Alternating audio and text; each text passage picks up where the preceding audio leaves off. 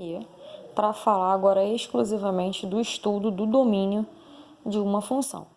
Relembrando, domínio são todos os valores para x, com x pertencente aos reais, que tornam possíveis as operações indicadas na nossa lei de formação ou lei matemática. Então, vamos ao exemplo. Determine o domínio das seguintes funções. Primeira coisa que eu preciso observar. Essa minha função aqui, f de x igual a 2 sobre x. O que é isso? O que é isso aqui? 2 sobre x é uma fração, correto? E aí, numa fração, uma função em forma de fração, o que eu vou ter que observar? Se o meu x, que é quem eu estou querendo estudar, né, que é o domínio da minha função, ele está no numerador, que é na parte de cima, ou no denominador, na parte de baixo. Por que isso? Porque se o meu x estiver no meu numerador, o numerador de uma fração, ele não tem nenhuma restrição, tá? Esse número, esse x, ele pode ser positivo, ele pode ser negativo e ele, inclusive, pode ser zero. Ah, Gisele, mas e se tiver no denominador? Pois é isso que a gente vai falar agora. E se esse x estiver no denominador? Qual a restrição que a gente tem no denominador de uma função? De uma fração, perdão, que aqui no caso é uma função. O denominador de uma fração, ele nunca pode ser zero. É uma operação matemática impossível de ser feita. Então, assim, para a gente estudar o domínio de qualquer que seja a função, eu vou dar uma dica para vocês. A gente precisa fazer 3 perguntinhas. Primeiro, se esse x pode ser positivo, se esse x pode ser negativo ou se esse x pode ser zero. Então, vamos lá. O meu x ali no denominador de uma fração pode ser positivo? Pode, problema nenhum. Pode ser negativo? Também pode, problema nenhum.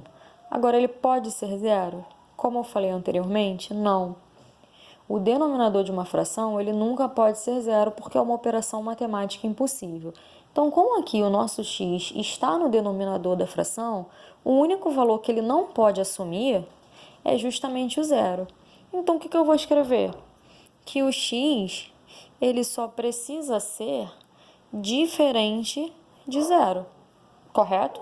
Se ele pode ser negativo, se ele pode positivo, só não pode zero, então eu vou dizer que x é diferente de zero. Então, aqui, o domínio da minha função vai ser descrito como? Eu escrevi para vocês, o denominador de uma fração não pode ser zero. E como que eu vou dar a resposta? Domínio, que é o D maiúsculo, é igual, abre chaves, x pertence aos reais, tá o quê? X diferente de zero, fecha chaves. Essa é a minha resposta. Então, eu já estudei o domínio desta função. Tranquilo? Alguma dúvida? Vamos para a letra B? Como que é a minha função aqui na letra B? F de x é igual a raiz quadrada de x menos 3. Então, agora, nós não temos mais uma fração. Nós temos uma raiz quadrada.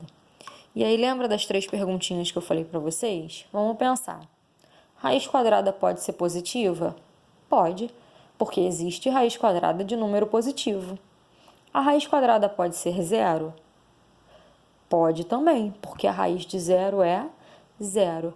Agora, a raiz quadrada pode ser de número negativo? Não. Por quê? Dentro do conjunto dos números reais, não existe para a gente raiz quadrada de números negativos. Então, o que eu sei a respeito da raiz? Pode ser positiva e pode ser zero. Só não pode ser negativa. Então, eu vou pegar tudo isso que está aqui dentro da minha raiz, que é o x menos 3, e dizer que isso precisa ser maior ou igual a zero. Por que, Gisele? Não entendi. Maior que zero. Todos os positivos. Igual a zero, porque também existe raiz quadrada de zero.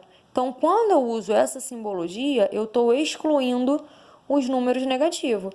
Eu estou admitindo só o zero e os positivos. Ah, acabei aqui? Não, esse aqui foi rápido, né? A gente acabou rapidinho. Esse aqui eu preciso resolver essa inequaçãozinha.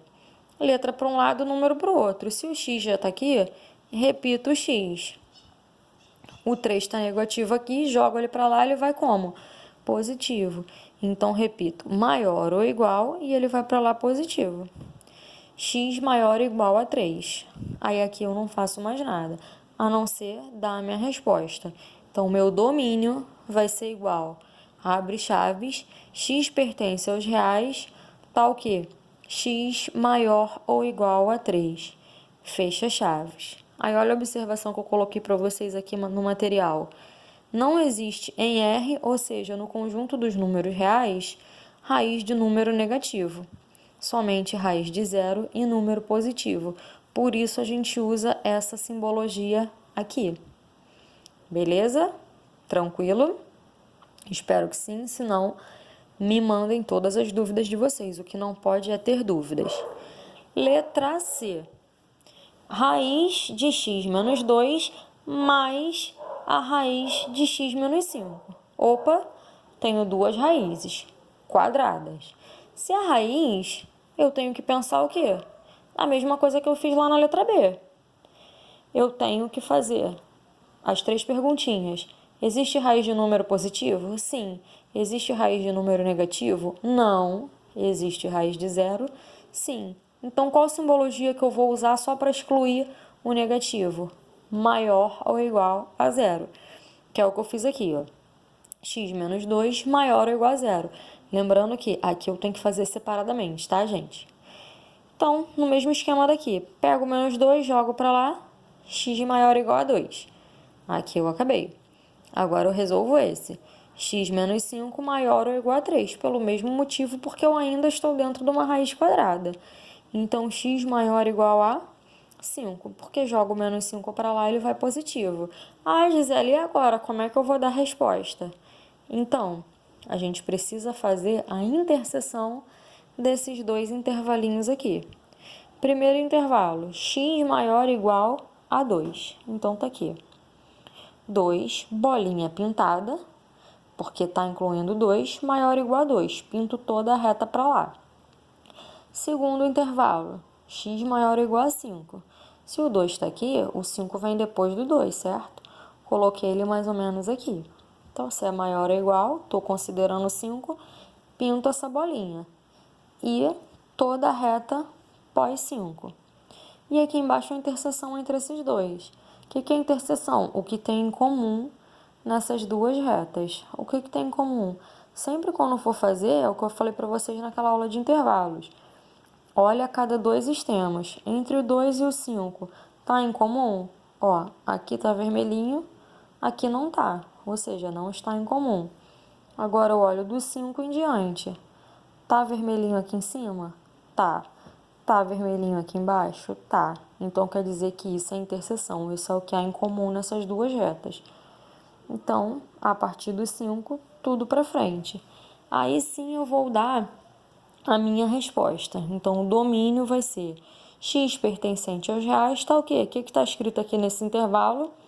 Eu quero tudo que vem depois do 5, incluindo, porque a minha bolinha está pintada, o 5, ou seja, x maior ou igual a 5. Entenderam? Espero que sim. Letra D. Vamos ao último exemplo.